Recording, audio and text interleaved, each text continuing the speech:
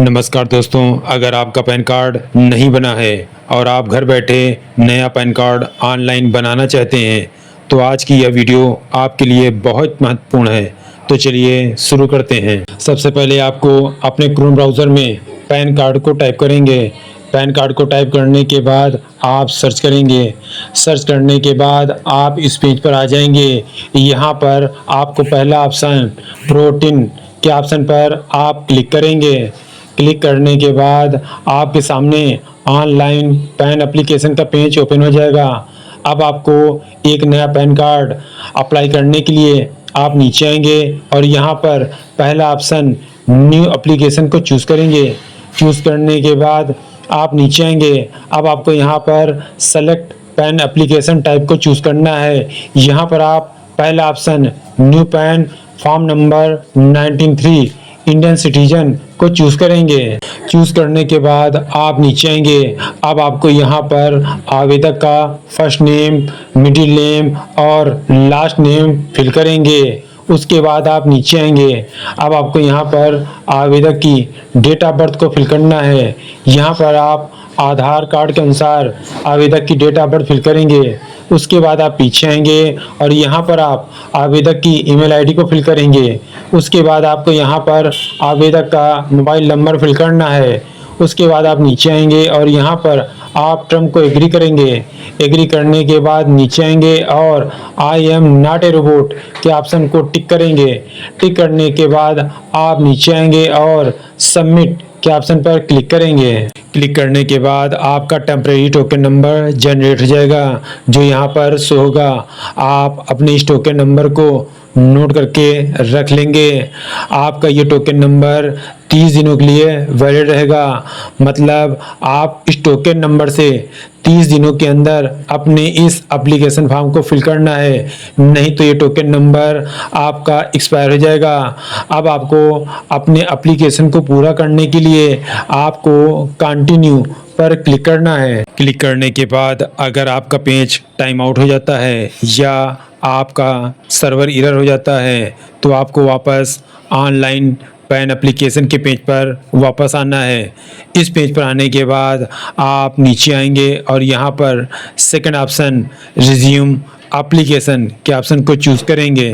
Choose करने के बाद आप नीचे आएंगे। अब आपको यहाँ पर अपने टोकन नंबर को फिल करना है। जो टोकन नंबर जनरेट हुआ है उसी टोकन नंबर को आप यहाँ पर फिल कर देंगे। टोकन नंबर को फिल करने के बाद पीछे आएंगे। यहाँ पर आप ईमेल आईडी को फिल करेंगे। ईमेल आईडी को फिल करने के बाद आप पीछे आएंगे और यहाँ पर आप अपनी डेट ऑफ बर्थ को फिल करेंगे। यहाँ पर आपने न्यू एप्लीकेशन में जो डिटेल्स फिल की है उसी डिटेल्स को यहाँ पर फिल करेंगे। फिल करने के बाद आप नीचे आएंगे और यहाँ पर I am not a robot के बॉक्स को टिक करेंगे। टिक करने के बाद नीचे आएंगे और सबमिट के ऑप्शन पर क्लिक करेंगे। क्लिक करने के बाद आपके सामने इम्पोर्टेंट अनाउंसमेंट का एक पॉपअप शो होगा। आपको नीचे आना है और बैक टू एप्लीकेशन के ऑप्शन पर क्लिक करना है। क्लिक करने के बाद आपके सामने ये पेज ओपन हो जाएगा। अब आपको यहाँ पर अपने पैन एप्लीकेशन डॉक्यूमेंट्स को सेंड करने के लिए आपके सामने यहाँ पर 3 ऑप्शन शो होंगे। आपको यहाँ पर सेकंड ऑप्शन को चूज़ करना है। इस ऑप्शन को चूज़ करने के बाद आपको अपने डॉक्यूमेंट्स को स्कैन करना है और अपलोड करना है। उसके साथ आप अपनी इच्छा के अनुसार अपनी फ़ोटो को अपलोड करेंगे। वही फ़ोटो आपके पैन कार्ड में शो होगी। उसके बाद आप नीचे आएंगे। यहाँ पर आप पहले ऑप्शन को चूज़ करेंगे। इस ऑप्शन में आपका फिजिकल पैन कार्ड आपके घर के पते पर और सॉफ्ट कॉपी आपके ईमेल आईडी पर भेज दी जाती है। उसके बाद आप नीचे आएंगे। अब आपको यहाँ पर अपने आधार के लास्ट के 4 डिजिट्स यहाँ पर फिल करना है। आप अपने आधार को देखकर अपने लास्ट के 4 डिजिट्स फिल करेंगे। उसके बाद आप नीचे आएंगे। अब आपको यहाँ पर आपके आधार पर जो नाम हो उस नाम को यहाँ पर फिल करना है। अपने नाम को फिल करने के बाद आप नीचे आएंगे। यहाँ पर आपका फर्स्ट नेम, मिडिल नेम और लास्ट नेम ऑटो फिल रहेगा। उसके बाद आप आगे आएंगे, यहाँ पर आपकी डेट ऑफ बर्थ पहले से ऑटो फिल रहेगी। उसके बाद आप पीछे आएंगे, अब आपको यहाँ पर अपने जेंडर को चूज़ करना है। यहाँ पर आप अपने अनुसार अपने जेंडर को चूज़ करेंगे। चूज़ करने के बाद आप नीचे आएंगे, अब आपको यहाँ पर यस और नो के ऑप्शन को चूज़ करना है। अगर आवेदक के पेरेंट्स में मदर या फादर में कोई एक ही है तो आप यहाँ पर यस को चूज़ करेंगे, नहीं तो आप नो को चूज़ करेंगे।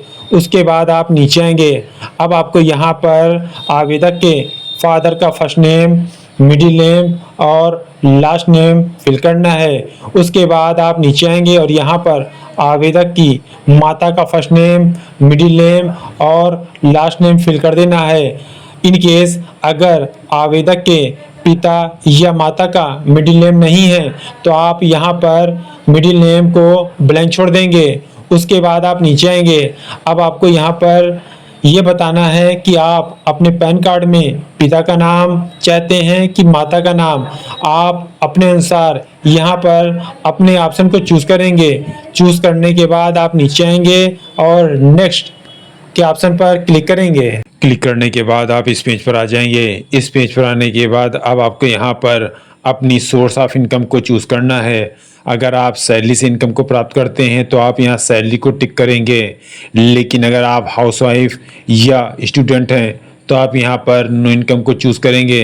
आप अपने अनुसार यहाँ पर अपनी इनकम ऑफ सोर्सेज को चूज़ करेंगे।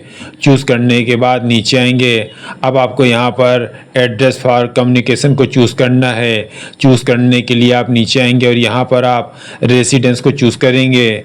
चूज़ करने के बाद नीचे आएंगे, अब आपको यहाँ पर अपने एड्रेस को फिल करना है।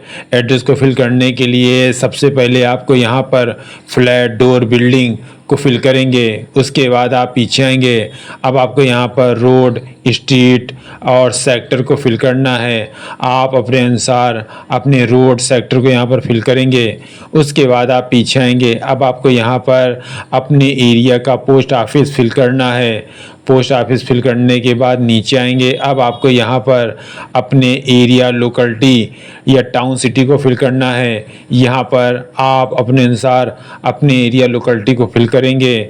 उसके बाद आप पीछे आएंगे, अब आपको यहाँ पर डिस्ट्रिक्ट को फिल करना है। आप अपने डिस्ट्रिक्ट को यहाँ पर फिल करेंगे। डिस्ट्रिक्ट को फिल करने के बाद पीछे आएंगे, अब आपको यहाँ पर अपनी कंट्री इंडिया को चूज़ कर लेना है। इंडिया को चूज़ करने के बाद आप आगे आएंगे, अब आपको यहाँ पर अपने स्टेट को चूज़ करना है। आप अपने अनुसार अपने स्टेट को यहाँ से चूज़ करेंगे।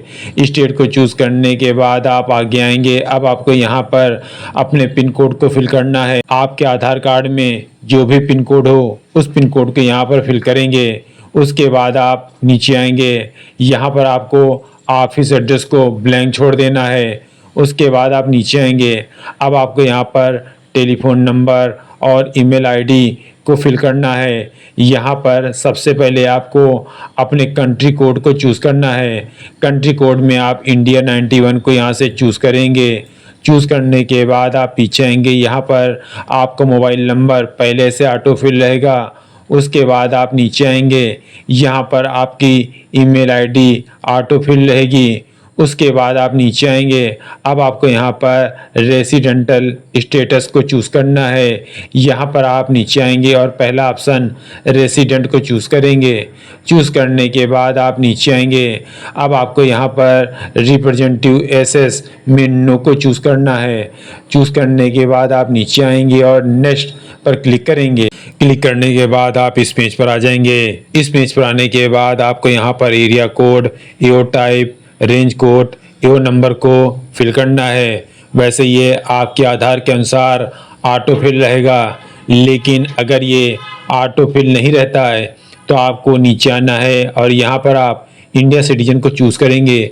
चूज़ करने के बाद आप नीचे आएंगे और यहाँ पर आप अपने स्टेट को चूज़ करेंगे। स्टेट को चूज़ करने के बाद आप आगे आएंगे और यहाँ पर आप अपनी सिटी को चूज़ करेंगे। सिटी को चूज़ करने के बाद आप नीचे आएंगे और फैच के ऑप्शन पर क्लिक करेंगे। क्लिक करने के बाद आपका एरिया कोड, एओ टाइप और रेंज कोड यहाँ पर शो हो जाएंगे। आप यहाँ पर अपने अनुसार अपने एरिया कोड को चूज़ करेंगे। एरिया कोड को चूज़ करने के लिए आप आगे आएंगे और यहाँ पर टिक करेंगे। टिक करने के बाद आपका area code, EO type, range code और ईओ नंबर ऑटो फिल हो जाएगा। उसके बाद आप नीचे आएंगे और नेक्स्ट पर क्लिक करेंगे। क्लिक करने के बाद आप इस पेज पर आ जाएंगे। इस पेज पर आने के बाद अब आपको यहाँ पर अपने डॉक्यूमेंट्स को चूज़ करना है। सबसे पहले आपको यहाँ पर अपना प्रूफ ऑफ आइडेंटिटी को चूज़ करना है। प्रूफ ऑफ आइडेंटिटी को चूज़ करने के लिए आप यहाँ पर क्लिक करेंगे और आपके पास इनमें से जो भी डॉक्यूमेंट्स हो उस डॉक्यूमेंट्स को यहाँ से चूज़ करेंगे। जैसे मैं यहाँ पर आधार कार्ड को चूज़ करूँगा। प्रूफ आइडेंटिटी को चूज़ करने के बाद आप पीछे आएंगे। अब आपको यहाँ पर प्रूफ ऑफ एड्रेस को चूज़ करना है। प्रूफ ऑफ एड्रेस को चूज़ करने के लिए आप यहाँ पर क्लिक करेंगे और आपके पास जो भी डॉक्यूमेंट्स हो उस डॉक्यूमेंट्स को यहाँ से आप चूज़ करेंगे। जैसे यहाँ पर भी मैं आधार कार्ड को चूज़ करूँगा।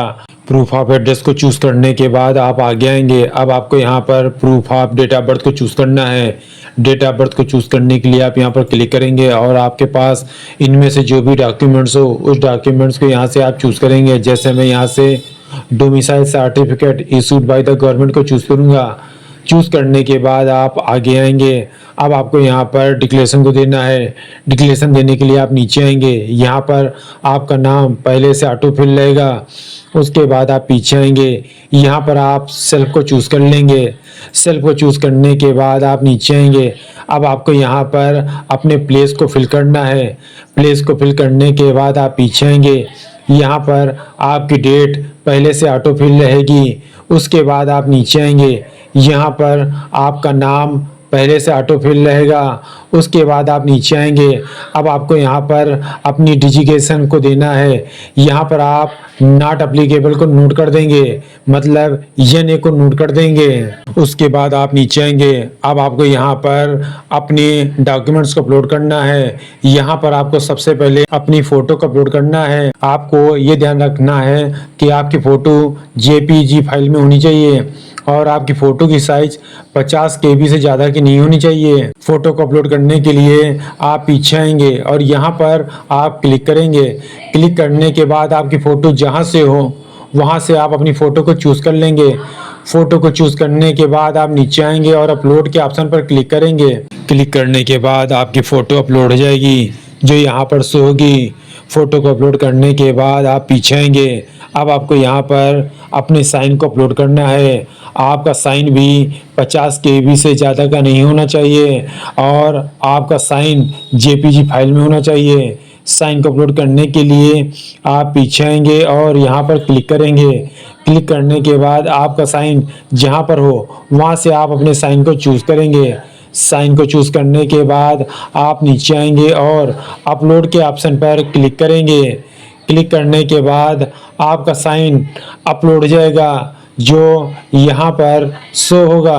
अब आप नीचे आएंगे। अब आपको यहाँ पर अपने सपोर्टिंग डॉक्यूमेंट्स को अपलोड करना है। आपको यहाँ पर यह ध्यान रखना है कि आपने ऊपर जिन जिन डॉक्यूमेंट्स को चूज़ किया है उन डॉक्यूमेंट्स को यहाँ पर अपलोड करना है। जैसे मैंने आधार कार्ड और डोमिसाइल सर्टिफिकेट को चूज़ किया है, मतलब मैंने 2 डॉक्यूमेंट्स को चूज़ किया है, इसलिए यहाँ पर 2 डॉक्यूमेंट्स को अपलोड करना है। लेकिन यहाँ पर डॉक्यूमेंट्स अपलोड करने का एक ऑप्शन शो हो रहा है, इसलिए आपको ऊपर आना है और यहाँ पर ऐड डॉक्यूमेंट्स के ऑप्शन पर आप क्लिक करेंगे। क्लिक करने के बाद आपके सामने यहाँ पर 2 ऑप्शन हो जाएंगे, मतलब अब आप यहाँ पर 2 डॉक्यूमेंट्स को अपलोड कर सकते हैं। लेकिन आपको याद रखना है आपका डॉक्यूमेंट्स PDF में होना चाहिए और उसकी साइज 300 KB से ज़्यादा की नहीं होनी चाहिए। डॉक्यूमेंट्स को अपलोड करने के लिए आप पीछे आएंगे। अब आपको यहाँ पर क्लिक करना है। क्लिक करने के बाद आपका डॉक्यूमेंट जहाँ पर भी हो वहाँ से आप अपने डॉक्यूमेंट्स को चूज़ करेंगे। चूज़ करने के बाद आप नीचे आएंगे। अब आपको यहाँ पर दूसरा डॉक्यूमेंट्स अपलोड करना है। दूसरा डॉक्यूमेंट्स अपलोड करने के लिए आप यहाँ पर क्लिक करेंगे और जहाँ पर भी दूसरा डॉक्यूमेंट्स हो वहाँ से दूसरे डॉक्यूमेंट्स को चूज़ करेंगे। चूज़ करने के बाद आप ऊपर आएंगे और अपलोड के ऑप्शन पर क्लिक करेंगे। क्लिक करने के बाद आपके डॉक्यूमेंट्स अपलोड हो जाएंगे जो यहाँ पर शो होंगे। अब आप नीचे आएंगे और सबमिट पर क्लिक करेंगे। क्लिक करने के बाद आपकी एप्लीकेशन डिटेल सबमिट हो जाएगी और आपका एप्लीकेशन समरी पेज ओपन हो जाएगा। अब आपको अपनी एप्लीकेशन को कंटिन्यू करने के लिए आप नीचे आएंगे और यहाँ पर अपने आधार के स्टार्टिंग के 4 डिजिट्स फिल करेंगे। फिल करने के बाद आप नीचे आएंगे और अपने एप्लीकेशन को चेक करेंगे। अगर आपकी एप्लीकेशन सही है तो आप नीचे आएंगे और प्रोसीड्स के ऑप्शन पर क्लिक करेंगे। क्लिक करने के बाद आप पेमेंट पेज पर आ जाएंगे। यहाँ पर ऑनलाइन पेमेंट मोड ऑटो टिक रहेगा। उसके बाद आप नीचे आएंगे। अब आपको 106 रुपया 90 पैसा का पेमेंट करना है। 106 रुपया 90 पैसा का पेमेंट करने के लिए आप नीचे आएंगे और यहाँ पर आप टर्म को एग्री करेंगे। एग्री करने के बाद नीचे आएंगे और प्रोसीड टू पेमेंट पर क्लिक करेंगे। क्लिक करने के बाद आप इस पेज पर आ जाएंगे। यहाँ पर आपकी ट्रांजैक्शन आईडी जनरेट हो जाएगी। अब आपको अपनी पेमेंट को कंफर्म करने के लिए आप नीचे आएंगे और पे कंफर्म पर क्लिक करेंगे। क्लिक करने के बाद आप इस पेज पर आ जाएंगे। इस पेज पर आने के बाद अब आपको यहाँ पर अपनी पेमेंट मेथड को चूज़ करके आप अपनी पेमेंट को पूरा करेंगे। जैसे मैं यहाँ से यूपीआई को चूज़ करूँगा। यूपीआई को चूज़ करने के बाद आपके सामने जनरेट क्यूआर कोड का एक ऑप्शन शो होगा। आपको यहाँ पर जनरेट क्यूआर कोड पर क्लिक करना है। क्लिक करने के बाद आपका क्यूआर जनरेट हो जाएगा। अब आपको अपने फ़ोन पर ऐप खोलना है और क्यूआर को स्कैन करके आप अपनी पेमेंट को पूरा करेंगे। पेमेंट पूरा हो जाने के बाद आपके सामने ट्रांजैक्शन स्टेटस सक्सेस होगा। अब आप नीचे आएंगे और कंटिन्यू पर क्लिक करेंगे। क्लिक करने के बाद आप इस पेज पर आ जाएंगे। इस पेज पर आने के बाद अब आपको अपने आधार को ऑथेंटिकेशन देना है। आधार ऑथेंटिकेशन देने के लिए आप नीचे आएंगे। यहाँ पर आपकी डिटेल्स शो होगी। आप नीचे आएंगे और टर्म को एग्री करेंगे। एग्री करने के बाद नीचे आएंगे और ऑथेंटिकेट पर क्लिक करेंगे। क्लिक करने के बाद आप इस पेज पर आ जाएंगे। अब आपको ओटीपी जनरेट करना है। ओटीपी जनरेट करने के लिए आप ओटीपी जनरेशन पर क्लिक करेंगे। क्लिक करने के बाद आपके आधार से लिंक मोबाइल नंबर पर एक 6 अंकों की ओटीपी भेज दी जाएगी। आपको उस ओटीपी को यहाँ पर टाइप करना है। ओटीपी को टाइप करने के बाद आप नीचे आएंगे और सबमिट पर क्लिक करेंगे। ओटीपी सबमिट हो जाने के बाद अब आपको अपने डॉक्यूमेंट्स को वेरीफाई करना है। वेरीफाई करने के लिए आपको ई साइन करना है। ई साइन करने के लिए आप नीचे आएंगे और कंटिन्यू टू प्रोसीड्स पर क्लिक करेंगे। क्लिक करने के बाद आप ई साइन पेज पर आ जाएंगे। इस पेज पर आने के बाद आपको यहाँ पर टर्म को एग्री करना है। एग्री करने के बाद नीचे आएंगे और यहाँ पर अपने आधार नंबर को फिल करेंगे। आधार नंबर को फिल करने के बाद नीचे आएंगे और सेंड ओटीपी के ऑप्शन पर क्लिक करेंगे। क्लिक करने के बाद आपके आधार से लिंक मोबाइल नंबर पर एक 6 अंकों की ओटीपी भेज जाएगी। आपको उस ओटीपी को यहाँ पर फिल करना है। ओटीपी को फिल करने के बाद आप नीचे आएंगे और वेरीफाई ओटीपी पर क्लिक करेंगे। ओटीपी वेरीफाई हो जाने के बाद आपकी एप्लीकेशन कंप्लीट हो जाएगी। अब आपको अपने एक्नॉलेजमेंट को प्रिंट करना है। एक्नॉलेजमेंट को प्रिंट करने के लिए आप नीचे आएंगे और यहाँ पर अपनी डेट ऑफ बर्थ को फिल करेंगे। डेट ऑफ बर्थ को फिल करने के बाद आप नीचे आएंगे और ओके पर क्लिक करेंगे। क्लिक करने के बाद आपका एक्नॉलेजमेंट नंबर जनरेट हो जाएगा।